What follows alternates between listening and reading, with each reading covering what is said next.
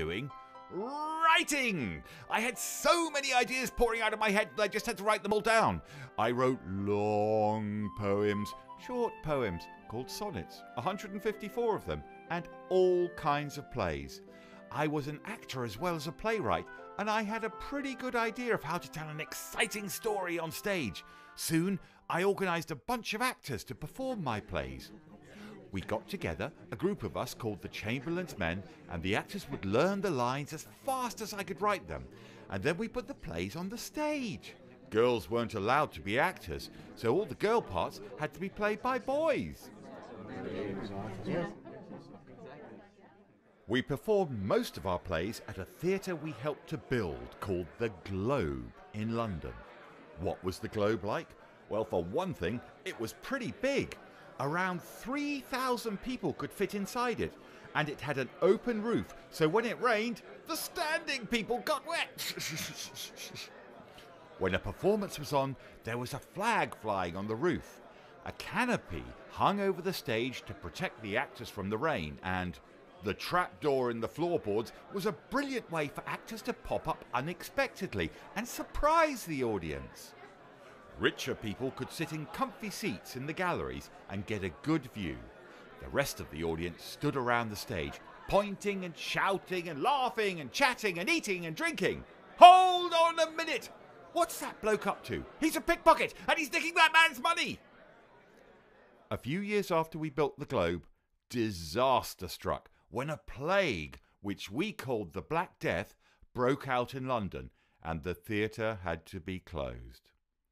Check out the plague doctor with his beaky mask filled with sweet-smelling flowers as he goes about the town trying to save people. Nasty job, that one. Glad I'm a playwright. Animals are dropping dead, people are covered in horrible sores and boils, and everyone is trying to save themselves. The Black Death was a nasty, dangerous part of my life. But what else was going on when I was around? Red-headed Queen Elizabeth I was on the throne of England. When I was still a teenager, the dashing sailor Francis Drake had sailed all around the world and then fought off the enemy in the Spanish Armada. When I was about 40, Queen Elizabeth died and James I became king. He was a thoughtful, educated man, and he loved the theatre and books and reading. He organised an easier translation of the Bible so that more people could read it. I was a busy guy, always scribbling away. In my lifetime, I wrote 10 plays about great kings, which are known as the history plays. I also wrote 10 plays with unhappy endings called tragedies. Ever heard of Romeo and Juliet? It doesn't get much sadder than that. But I'm not all gloom and doom. I also wrote 18 funny plays called comedies, full of silly characters and stupid jokes, which still make people laugh. And don't forget the 14-line poems known as sonnets, 154 of them in all. Phew! Shakespeare died on his 52nd birthday. Worst birthday ever! 7 years later, a couple of his actor friends collected together all his plays into a book, which we know as the First Folio.